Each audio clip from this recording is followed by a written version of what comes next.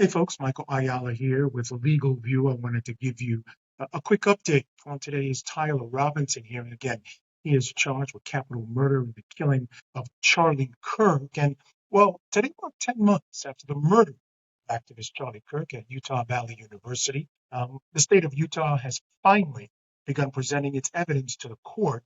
Today marked day one of what's going to be a 5-day preliminary hearing in Provo, Utah for 23-year-old Tyler Robinson. Now remember, this is not a trial. Robinson has yet to even enter a plea. This is a hearing designed to give prosecutors the opportunity to prove to the court that they have enough evidence to support the charge of capital murder.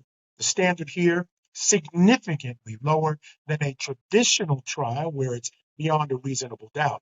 Prosecutors here need only show that there's reasonable grounds to believe that he committed the crime. Now, if prosecutors hit their mark in this week-long hearing, Robinson will face the death penalty by lethal injection or a firing squad. Now, in an interesting development, for the very first time, Kirk's widow, Erica, and his parents actually sat in the same room as the accused killer.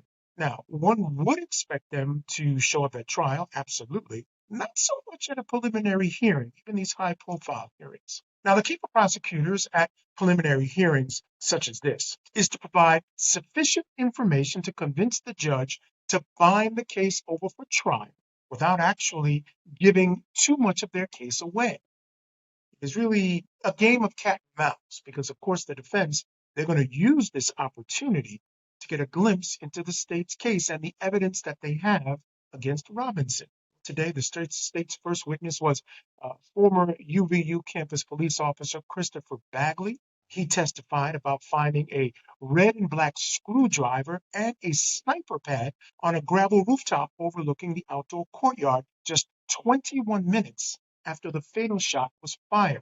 Bagley also testified that investigators actually documented what appeared to be indentations left by the shooter of knees, elbows, and feet in the gravel. The outline of a shooter was lying prone on the pad, could be seen as well. Now, the next witness called by the state was a former investigator with the State Bureau of Investigation. He introduced doorbell camera footage from September 10th and 11th that was tracking a silver Dodge Challenger parking near the area. And they showed an individual exiting toward campus and then later fleeing the scene. And he said that they believe that individual was Robinson. One of the state's core theories in the case is that they believe Robinson visited the campus 4 different times on the day of the murder. Now, the defense, they had their moment as well. And this is all about the prosecution presenting their evidence. But the defense, as I said, had their moment. They were able to stop the state from showing a compilation video of campus surveillance footage that allegedly tracks the defendant, claiming that he was, they claimed that that video was heavily edited. The judge agreed with them. And at the end of the day, decided that that video could not be shown in that state because the state had no one to verify the editing of the video. The state said they will come back tomorrow, present raw, unedited footage. Now, the other thing that happened today, the judge barred video from the actual shooting from being shown in court due to their highly graphic and prejudicial nature. Doesn't want to take a chance of damaging the potential juror pool. And again, folks, this is day one of what is expected to be a 5-day hearing. We expect to hear evidence of aggravators that will make this case a death penalty eligible case, including the fact that when Robinson took these shots or allegedly took these shots, he endangered the entire campus crowd that was there to see Mr. Kirk. Looking ahead, there's a lot more evidence, of course, to come in the next coming days, 4 days or so, including an alleged confession note handwritten by Robinson himself, outlining his motive, where he states he basically had had enough of Kirk's hatred. There's also allegedly DNA evidence linking Robinson to the murder weapon, so we can expect to see all that at some point this week.